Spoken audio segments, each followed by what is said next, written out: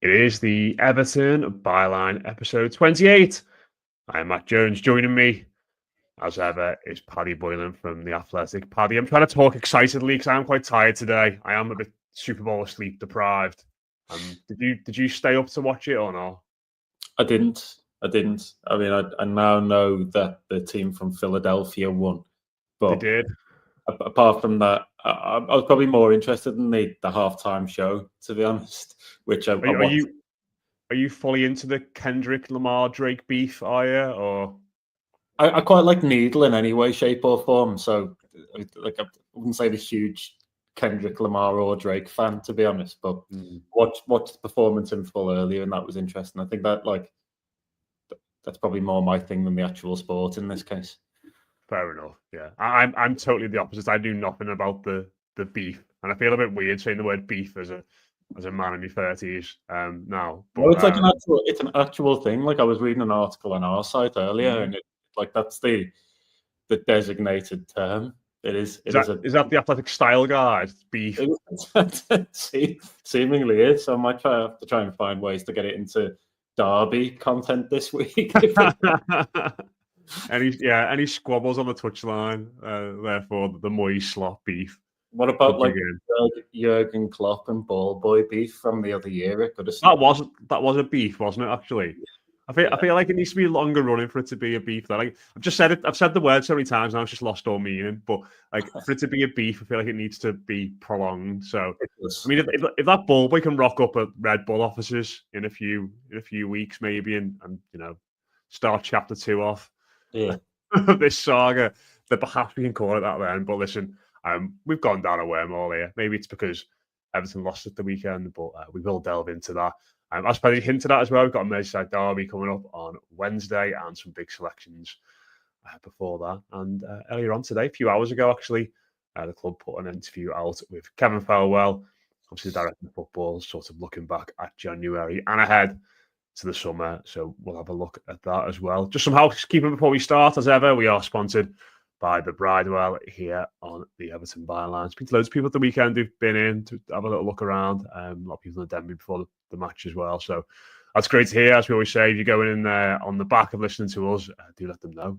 It all helps, of course. And if you're watching us on YouTube, do hit like, do hit subscribe, do leave us a comment. If you're listening to us on Spotify, Apple, or anywhere else, do leave us a rating, do leave us a review. All these things help. And the one thing I should always say as well, tell your mates about it. That's the best way that these things spread. If you're enjoying the podcast, you go in the match, you're talking about what content you've been listening to, do give us a shout out because it all really helps. Paddy, let's start with Saturday then.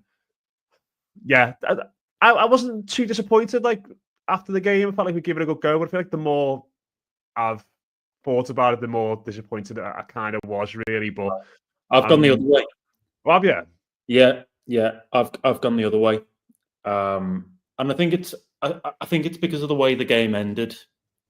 Like, if Everton had lost 2-0 and it had been nip and tuck in the first half and they conceded a couple of late goals, I think those late goals would have completely taken over in my head. And that would have been the only thing that I'd have seen. But I had a conversation with some reporters at half-time in the game, and like, my fear at that point, Bournemouth were so in the ascendancy that I was thinking it was going to be 3-4, whatever, and like, I thought it was going to be a momentum killer ahead of Wednesday's derby. So I said then, and I suppose I have to be true to my word, that what I wanted to see at the very least was a bit of fight from Everton, a bit of a fight back. And even though that didn't materialise in terms of the scoreline, I do think we kind of belatedly got one. So yes, really disappointed that Everton are out the cup. Very disappointing that it came again against Bournemouth, who do seem to be Everton's like arch nemesis now. But I think there were some positives from the final 30, particularly the amount of chances Everton created, the debut from Alcaraz, certainly, a much improved performance from Jack Harrison. I thought on the right wing at times. So there's probably some stuff you can take from that, even though, like, of course, the initial feeling is not a positive one after going out. No, and I think where I might have gone the other way is that I think coming out of the game and walking back, and obviously speaking about it on the post-match pod, I was very much focused on that. I'm hitting the post 3 times in 5 minutes and all that. And if one of those goes in, there's 10, 15 minutes to go, isn't there? And Everton could have a good go, get back in the game then. But I also don't think we did quite enough in the final third, even in the second half. Like I think we were probably just the better side in the second half. They had a few chances as well, but Kepa didn't really make a save of any note, did he, in the game? I think I don't look at shots on target. I think they're a little bit of a red herring because I'd rather Alcaraz crashed one against the post than somebody curled from 20 yards straight into Kepa's arms. Like I think that's I could get that. Yeah, more threatening situation. I also take your point about Kepa not. He makes one good save from Ndai, doesn't he, in the first half? Yeah. I mean, fundamentally, as I wrote in my match piece on Saturday, out on Monday, I felt as though this was a really bad matchup for Everton. And you can see that. I mean, Everton have lost 3 times now to Bournemouth this season alone. But Tarkowski obviously played that delightful curved through ball to Beto a week earlier, but he looked really quite ruffled by Bournemouth's high press and wasn't the only one. I mean, they play with such physicality and aggression in the final third that, I mean, I think Everton probably took Everton 60 minutes or more to get to grips with it, and by then it was almost certainly too late. They didn't cope with the pressing, and obviously that's something we need to look at for Wednesday because Liverpool will come with maybe a slightly more considered version of that. I just felt that actually how often do you hit the post 3 times in 7 minutes, and within that space of time, by the way, Ilham Ndiaye has a header cleared off the line as well. I mean, to me, Everton probably did do enough to get back into the game, maybe not enough to completely overhaul the scoreline. And I came away a little bit more positive about, let's say, for example, Alcaraz's performance as well, because of Alcaraz's performance. I should say, I thought like the very early days, but to me suggested that maybe he's going to bring something different to the table, as we'd hoped in that role behind the striker. I mean, some really good stuff. Not just the effort off the post, but I love the drop of the shoulder and the surge forward, which Decore wouldn't bring in a similar position to win that free kick. I liked some of the stuff where he was picking the ball up deeper and kind of spraying it out early to Jack Harrison, and to me quite a concerted attempt on the right from Harrison to pepper the box with crosses. That seemed like an instruction and a way to get back into this. So, I mean, I felt as though I've seen Everton go 2-0 down in these games before.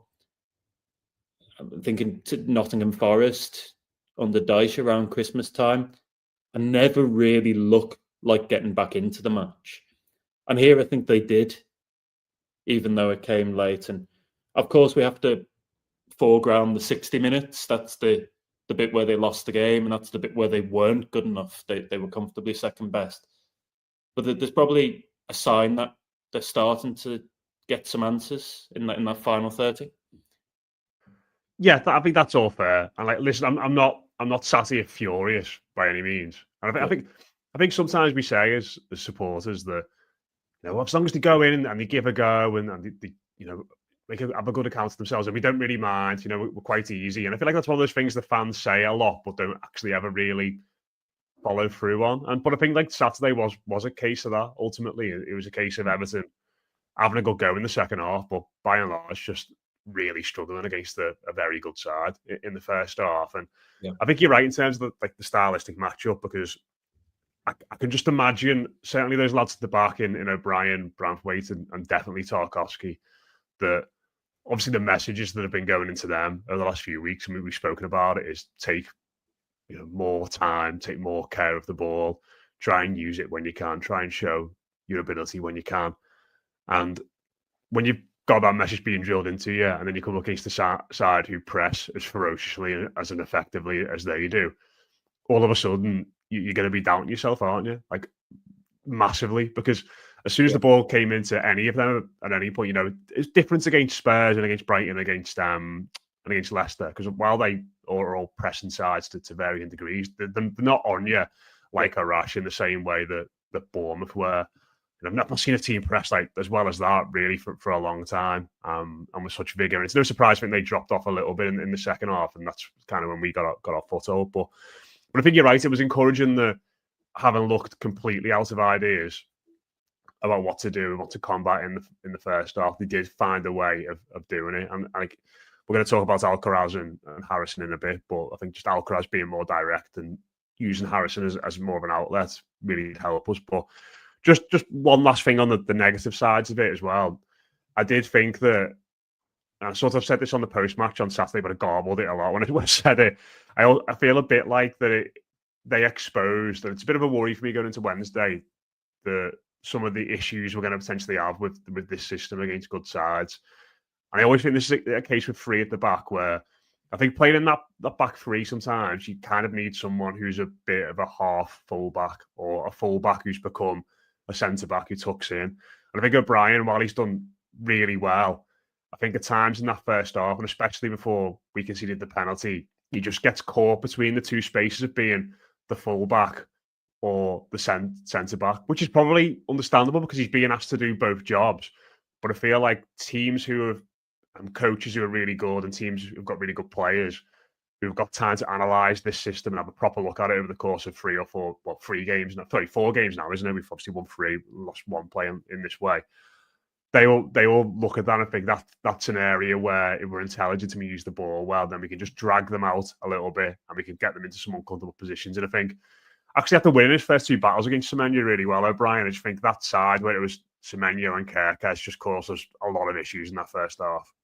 It did. And I think we do have to remember that Jake O'Brien is playing out of position. Like, I would see this probably as a stopgap until the summer, when Everton can get fresh fullback options in. I do think the game in general shone a bit of a light on the paucity of options at Moyes' disposal in those fullback areas. You've obviously got Nathan Patterson having picked up quite a minor hamstring injury in training, and Vitaly Mikalenko on the day of the game against Bournemouth reporting a tight calf of his own. Coleman's also out. So what you actually left with, if you boil it down, you're left with Ashley Young playing on the left as a 39-year-old and a 6'5" centre-back playing in this kind of hybrid third centre-back / right-back role on that other flank. Like, Everton need new fullbacks over the summer. I think that's quite clear, and I wrote that in my match piece on Saturday. There were a few occasions where O'Brien got caught out, and I think you would probably expect him to against the quality of Semenyo. I mean, like, he's played against some very good wingers so far, but Semenyo's the most in form out of any of them by quite a stretch, and offers quite a unique threat. I mean, you refer to the moment for the penalty, I think, Matt. There may have been a suspicion of offside in that with Semenyo, and obviously we weren't given the benefit of VAR here and VAR replays and all they bring with the lines.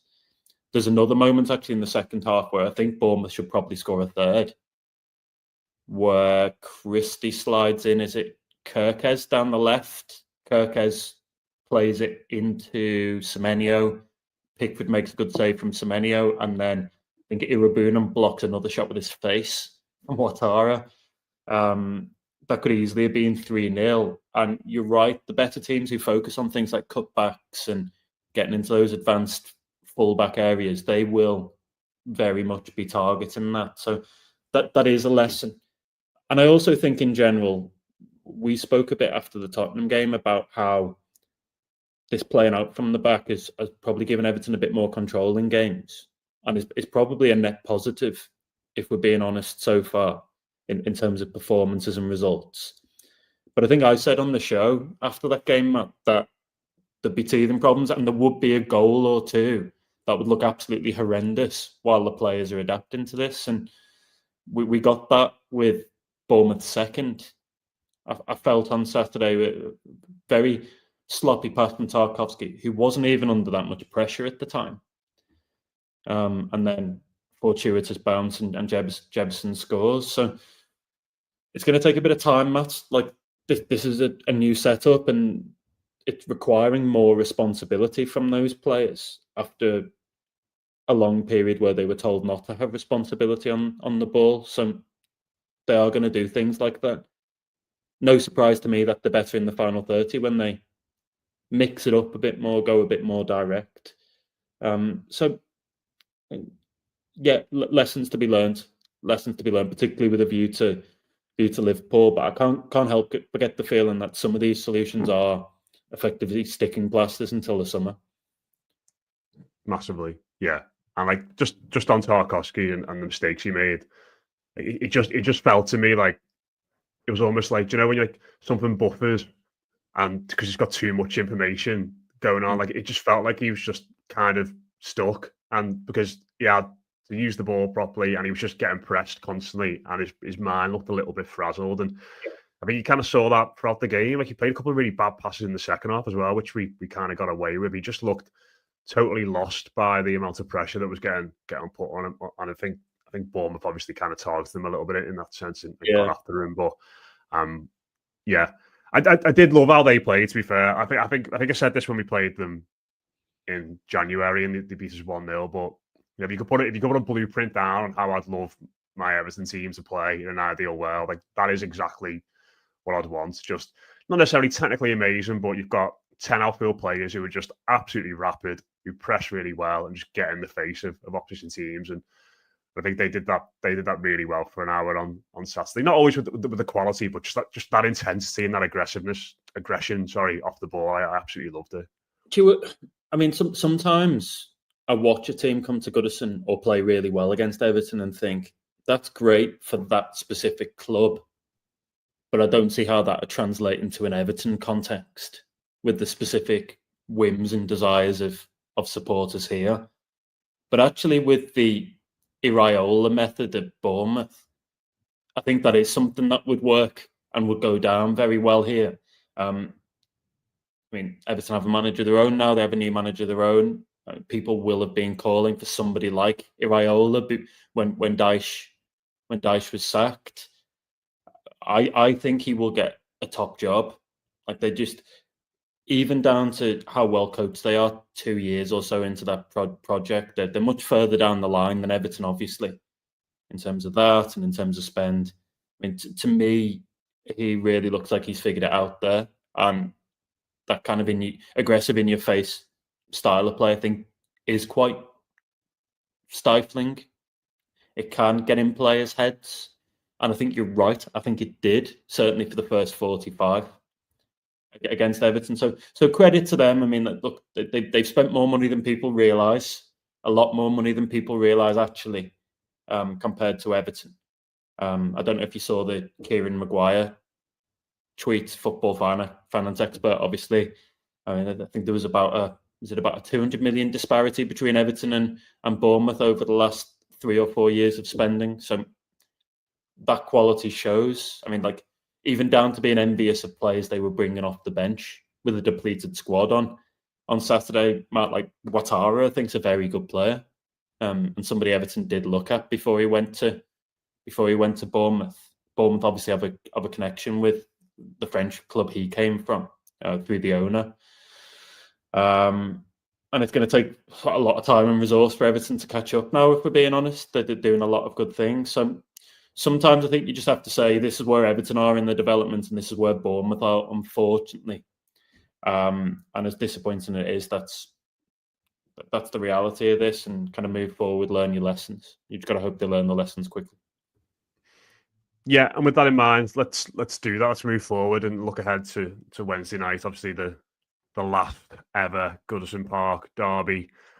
Now, I'm absolutely sure now we'll both have the cup, aren't we? Both teams, but yeah. You sort of mentioned about the second half and Alcaraz and Harrison coming in, and it's going to be interesting to see what kind of decision the manager makes on Wednesday. I still feel like he'll probably just stick with the team that's done well in the league over the last few weeks. Obviously, it'd be good to get Mikalenko back as well. And I think actually you saw maybe the value of him on Saturday by not playing, because it just felt like Young just couldn't quite get up to Ndiaye quite a lot of the time, and after that overlap and run, albeit when Mikel gets the ball, his quality is not great, but I think we definitely missed him and his energy on that side. But I mean, the big decision is Alcaraz, isn't it, Paddy, and whether he gets to the nod. And I sort of tweeted about this after the game on Saturday, that he obviously came on and did a lot more under Corey in that half an hour or whatever it was that he was on, but managers love Decore. Everton's record of winning games when Decore's not there remains absolutely terrible. He's played in, I think it's going back, I think it's 3 or 4 years now that Everton haven't won a Premier League game, or Everton have last won a Premier League game when Decore didn't start, which is absolutely wild. I know we don't won many games in that time, but it still goes to show. But he doesn't pass the eye test. He seems to flag a little bit after the hour mark, and I think there'll be a big clamour for Alcaraz when they're on Wednesday. But I've just got a feeling he will stick with the tried and trusted Moyes. But I think Alcaraz after that half an hour must be the closest, I think, to getting in the side. Yeah, I'm starting to see Decore as like Everton's Teflon man. Probably some people could have to Google that based on kind of where the product is sold and whatever else. But I think like so many different managers now, even going back to Frank Lampard, have tried to move on from him to something else. Think about all the solutions that have been posed. I mean, Dyche earlier this season tried Dwight McNeil as a 10. We had Iliman Ndiaye bought by the recruitment team in all reality to play as a number 10 in theory. And now you've got Carlos Alcaraz brought in as somebody who can play in that role, but he just keeps on going and going and going. And even when he does have brief stints out of the team, he's back in more or less straight away. I mean, for me, I've written this over the last week, but for me, I think that it's quite easy to understand, even though it doesn't necessarily make it the right decision. But I think it's, first of all, it's the numbers that you mentioned there. It's Everton's reliance on him statistically. And I think when you boil it down even further than that and try to explain it, I think it's fundamentally about his mobility around the pitch, the amount of work he's doing. And like we get the stats for kind of distance covered per game, and he's always at 12k or so a game, highest in the Everton team. He is, and we've said this before, a third central midfielder when Everton are under the cosh. He's a second striker when Everton have a bit more of the ball and are trying to break forward. He scored some really important goals throughout his time. There is this sense, though, that, of course, and Dyche obviously picked up on it earlier this season when he trialled McNeil there. There is this sense, though, that maybe the impact is starting to diminish. The performances are getting a bit more ragged, a bit sloppier. I mean, his Leicester performance was the best for a while, but that was also, I think, his first Premier League goal of the season, which tells you something for somebody who's popped up with so many important goals for Everton. So that's a big one. I mean, like, in all likelihood, if you were putting a bet on it right now, you'd probably bet on Decore to start with Alcaraz coming off the bench again on Wednesday, because Decore is the incumbent. And I think games like this against Liverpool, you probably get a bit more of a cautious, conservative approach and expect to be without the ball. Maybe Alcaraz is a difference maker in the final 30. If Everton are still in the game, he's the one to kind of drive the performance and create more for them there. Quite important on Mykolenko, I think. I mean, obviously left out as a precaution, and the hope is that he will play on Wednesday, although that's not confirmed yet. And I do think, going back to what you said about Young's inability to replicate the kind of the up down of Mykolenko throughout the game, the athleticism, I do think that harmed Everton. I think, but because O'Brien stays at home and plays as a third centre back in possession, you need somebody on the other side to be higher up the pitch and creating a bit more threat. I mean, like, more than anything, it leaves Ndiaye and Lindstrom very isolated when you don't have fullbacks supporting the attack. So I think Mykolenko being back would be important. He did well against Salah last season before obviously having to be subbed off through injury. He's done okay overall. I know Salah scored loads of goals against us, but I think none of them are down to him like skinning him and firing a shot in, cutting it from the right hand side. Like, this might be favourite's last words. Obviously, Salah's playing out of skin at the moment, but this is my fear. Like, my fear is that we tempt fate here and we say Paddy. Enough terrible things have happened to us in derby games down the years for us, to be sure that whatever we say in this at this point is not going to tempt any fate. But I just thought like it was a noticeable absence the weekend, and I think it's not about him getting into position and being able to put great crosses into the box. It's about him just being another body in the final third. I think two things, actually. It's been another body in the final third to take a player away from Njai. And I think Garner actually played sort of in that channel a little bit, didn't he, against Leicester as well? Or Gay. I mean, of the two Garners, we've got midfield now. But I think it's also just having that like player who can get out onto the left-hand side and be left-footed and just give you that natural width. Because even when Young did push forward, he's just coming inside straight away. And then Njai drifts inside anyway. So the pitch just becomes really condensed, and we're not really technically good enough to be able to like ping it in those tight spaces. I feel like if we're going to get forward and we're going to get the best out of those wide players in Njai and Lindstrom, then we need that sort of decoy runner, if that makes sense, in Mykolenko. And I think that's kind of what he does. And I think that would be a bit of a worry. And just going back to what I said before, I think in those battles, I think when he's come up against very good wingers, go back to Arsenal earlier in the season when he was up against Saka. I think there was one moment where he got skinned, but by and large, he did pretty well. Like that, when I think of Mykolenko and Everton shares and what he's best at, it does tend to be just doing quite a good job on really good players, and that's obviously going to be the big job for him on Wednesday night. But so you're very much in the case of me. You think it'll be the same team, potentially barring Young out, Mykolenko in. Yeah, but obviously, provided Mykolenko is fit, I think that's an obvious change and one they have to make. Decore v Alcaraz, I mean, maybe he errs on the side of caution there, but we will see Alcaraz, I'm sure, at some point in the game, if not from the start. And then I think the only other selection dilemma, really, Matt, is on the right wing with Lindstrom or Jack Harrison, and I find Lindstrom quite frustrating because whenever he seems to take a few steps forward, it's inevitably followed up by a couple of steps in the opposite direction the very next week. Like there's definite ability there, but it's the consistency that is the issue. And I also think, like, if you think back to the Leicester game, he's absolutely gutted when he misses that chance late on. He's still gutted when he comes off the pitch. And I wonder to what extent, like, the fact that he's not scored in ages now really has an impact on him. But he wasn't very good, and then Harrison came on. The problem is we're in this cycle where one right winger underwhelms, the other comes on for 30 minutes, adds a bit of energy, and then everybody clamours for them to be selected. They do the same when they're in the starting lineup. They underwhelm, and we just keep going round in that cycle. And one of them's got to nail this down now. Like, well, I was just thinking then, I actually wouldn't be surprised if neither of them played, and he played Young on the right if Mykolenko's fit. Like, I could easily see him doing that and just saying, this is going to be more of a back five today than the hybrid back three, whatever. And O'Brien might need just that little bit of extra cover and experience around them, especially with Gakpo playing as well as he is. And he might just think, if we can get Young and just plug him in on that right-hand side, then it might just give us...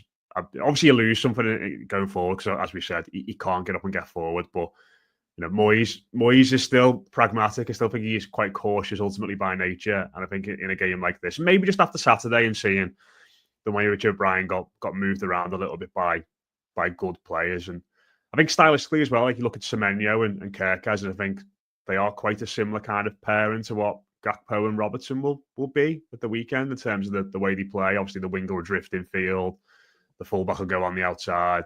I think the difference, Matt, is that Kerkez is doing what Robertson did probably used to do 5-10 years ago. like just full of energy and is often the furthest forward in Bournemouth attacks. You wouldn't expect Robertson to provide that level of industry at this stage in his career. I mean, Gakpo is obviously playing very well and will need to be watched. And then when Gakpo inevitably comes off, you've got Diaz on the bench to make an impact. So they are stocked, of course, after spending so much money and investing so heavily. They are stocked with very good options. I mean, I kind of hope he doesn't play Young there, and that's just because I think it would leave Everton a bit camped in their own half, a bit unable to get out.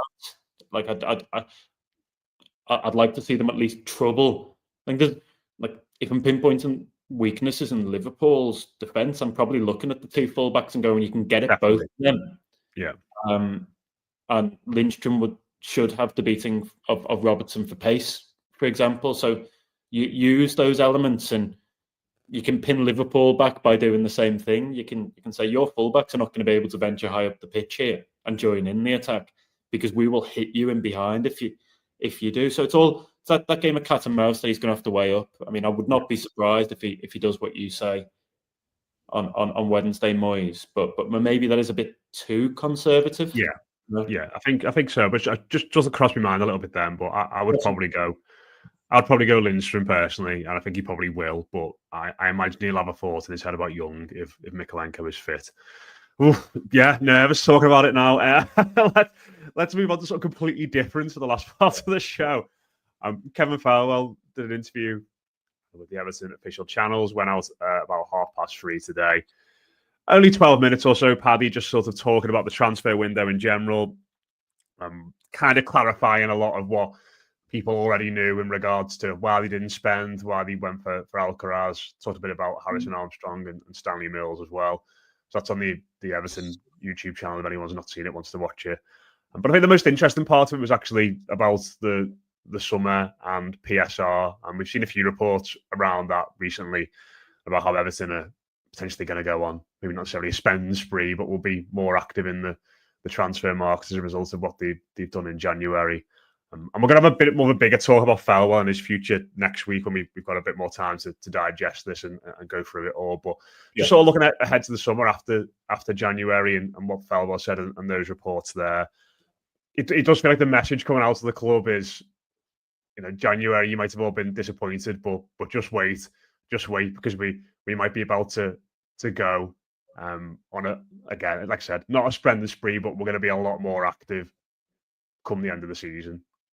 Yeah, I mean, it's not an easy message to sell, that is it, if we're being honest. Like, it is effectively, we're going to be sensible, we have been sensible, and we're paving the way for things in the future. Just bear with us and hold on, because it is coming, we promise. And I guess that, in essence, was what the interview was partly designed to do. I think it is important that somebody like him does communicate to the fans, particularly after windows, explain a bit the decision-making process. You're right to say that quite a lot of what was in there has already been reported in various places, basically since the window closed, and maybe a bit before, if we think about PSR as a big kind of inhibiting issue. But yeah, he can kind of explain why decisions were made, put forward his approach and his rationale, and then it kind of fans have that information and can do what they want with it. I mean, kind of cast your mind back to the previous director of football, Marcel Brands, and he didn't do a lot of this stuff. And I would like to see whoever the director of football is at Everton and other clubs, I would like to see those people like Thelwell being a bit more communicative with fans in the main, particularly after windows. So yeah, I mean, like a welcome interview, not groundbreaking, but again, they're going to be the grown-ups, they're going to be the adult in the room, and brighter times are coming if we hang on in there. I think, like, to move on to the PSR situation, everyone will know by now that these accounting periods end on June the 30th. that's why the month of June has effectively become another very early transfer window in its own right. I mean, think back to Everton's business last June, and you had Timmy Rabunum come in, Lewis Dobbin and Ben Godfrey go out, and that obviously helped them remain compliant with PSR rules for that last period. Everton are in a new period now, and a new 3-year rolling period, which will end on June the 30th. And obviously, and as we've reported, any business that they'd done in January almost certainly would have been counteracted by a need to sell players before the end of that June 30th cut-off point. So, like, when you package it that way, I think it kind of makes sense. It's sensible. Like I say, it's not an inspiring message, but if fans feel that better times are around the corner and decisions are being made for the good of the club, then they are more likely to buy in. And in the main, Matt, I think that's why the response to the window, while it hasn't been ecstatic from Everton fans, I think there has been, on the whole, a degree of understanding as to what they did and why. Yeah, and I think that is, I suppose, credit to the club in the sense that the way in which they've obviously been able to brief, and the way in which this interview's come out today and seems to have been well received from what we've seen. Like you said, that is not an easy sell to people, but people by and large have got on board and are happy to wait. And like, I think with around the communication stuff, I think I've said on here before, I'm not massive on it. I don't really feel like we need to hear from a lot of people around the club. But I think sometimes maybe we just need to take a step back from where we are and working in it every day, and obviously living and breathing this, because there will still be people who just get the Everton news from the Everton website and the Everton YouTube channel, and getting the newsletters through on email saying Kevin Felwell's done an interview. I'm probably aren't as aware of the finer details around transfers and PSR as people who work in football like us, or people who listen to podcasts or watch YouTube videos like this who are fully invested in it. So I think sometimes you need to sort of detach ourselves from this mad, intense, non-stop football world that we live in sometimes, and realise there's going to be people out there who aren't fully into this. But yeah, like I said, we're going to have a bit more of a detailed talk about Kevin Felwell next week and his future, because I think there's a lot of people reading into today the fact that he's done this, he's thought about the future means that he's going to be staying. But like I said, we will delve deeper into that topic in a little bit more detail next week. Paddy, should we finish off with some squad numbers? Are you excited for number 28? I mean, I had a little look earlier, and who's the first player that comes to mind when you think of number 28 at Everton? I had one straight away in my head. Hibbert. Yeah. Mine was Victor Anichebe. I thought you were going to say Anichebe, yeah. Victor Anichebe. Is there anything in particular you feel like you want to say about either of those two? I really liked Anichebe, and I particularly liked him when he played on the wing for about 10 games. I don't know if you remember. And that was a Moyes plan, wasn't it? Where I can't remember who was playing up front for us at the time, but I think someone was doing relatively well. And he just decided to play Anichebe out wide. And effectively, he would just bully fullbacks with his height. And he'd win everything in the air. And he could run, couldn't he? I think actually it was in the build-up to us getting to the Cup final in 2009. I think he played wide in a few of those games. I'm pretty sure he played wide against Villa once. And he just absolutely terrored their fullback. And also about Anichebe as well, he's definitely the best backer inner I've ever seen, if you get what I mean. So he was so good, like pinning the defender, getting the ball into his feet and just spinning them. Like more often than not, his shot was weak or he'd run into trouble, but he was just so good at like getting that arm in. People who aren't watching on YouTube, I know what I'm doing here, but arm into the chest of the defender when he's right on your arse, and he'd get it into his feet and he'd just back and just sort of roll them back into the box. He was absolutely brilliant at doing that. He was a strong lad. I mean, I think that's how his first Everton goal came about, wasn't it? Wasn't it against West Brom? Yeah, it was. Yeah. In Ferguson's last game. So obviously, what was he, 17, 18 at the time? That will have been overshadowed by the events towards the end of the game with Ferguson, but he came through at the same time as James Vaughan, and both of them were rated, and obviously both of them went on to make Premier League appearances, and each of them had an international career with Nigeria. I don't think he was as highly rated as James Vaughan, and hopefully I'm not doing him a disservice there, but like Vaughan had a lot of the attributes you needed and was just very unlucky with injuries. Obviously now in quite a key role within the club's academy, which is nice, and he's come full circle. But I think back quite fondly to some of Anichebe's performances, even as remember him playing as a lone striker at Anfield once and doing really well, holding up the ball and causing defenders problems. He's probably like not a nice person to play against, but you'd never as a defender fear that he put 3 in the space of 20 minutes. He didn't have like that kind of clinical goal scoring edge at times, but I thought he was a useful player, and obviously good to see an academy graduate come through. I like the fact that Tony Hibbert's in this list, Matt. Just anyway, because it's Tony Hibbert. I walked past him and his family actually in the main stand at, I think it was the Leicester game.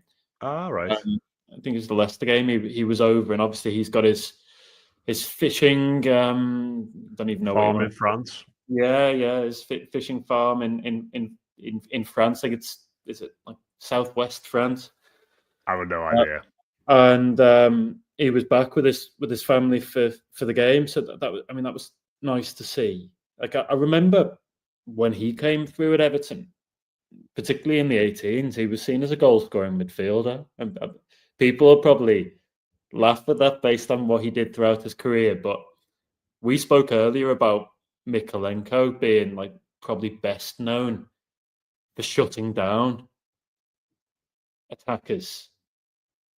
And I think that was Hibbert's forte as well. If anything, he probably did it even better than Mykolenko. Like he was the one you'd want, 1v1, so kind of dogged, determined. He was quicker for a while than people gave him credit for, and maybe not a threat in the final third. Maybe the game was starting to evolve beyond his capacities. The modern fullback game was starting to evolve beyond his capacities. But I mean, again, an academy graduate who was a great servant to Everton and a really good stalwart to those Moyes teams. So, quite nice to look back on them. And then I don't know if there's anybody else you want to speak about. There's a guy called Chris Price in this, and on the very small chance that he listens to this podcast, I've never heard of him at all in my life, but I don't want to do him a disservice. So I feel like I need to research more about Chris Price's stint with the number 28 shirt between 94 and 96.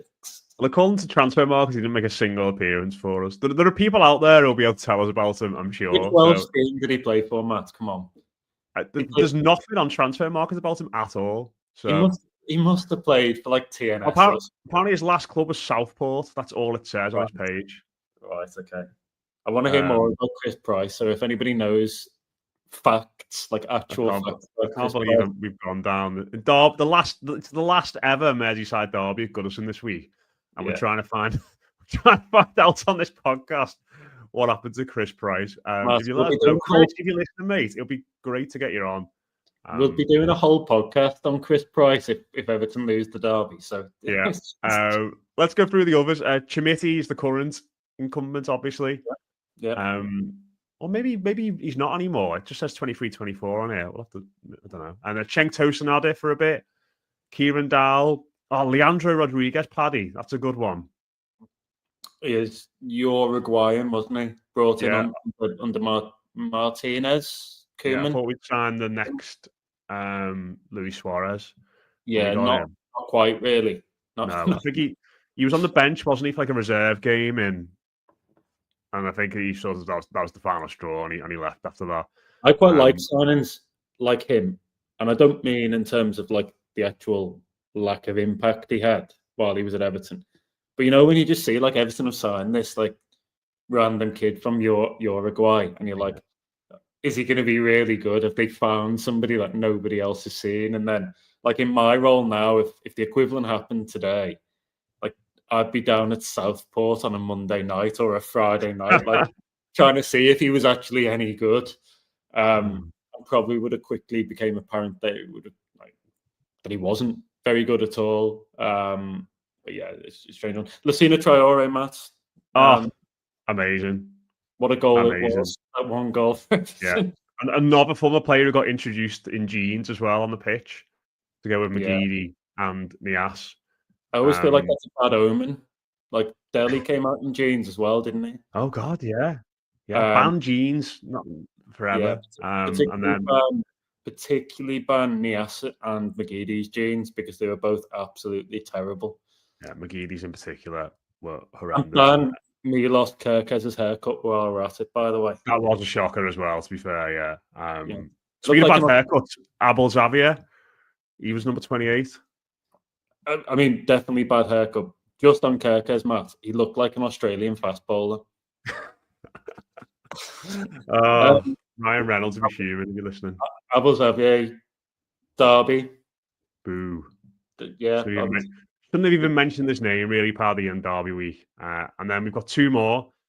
Slaven Bilic was all right for a bit, wasn't he? And then Danny Cads, 96, 97, he wore it as well.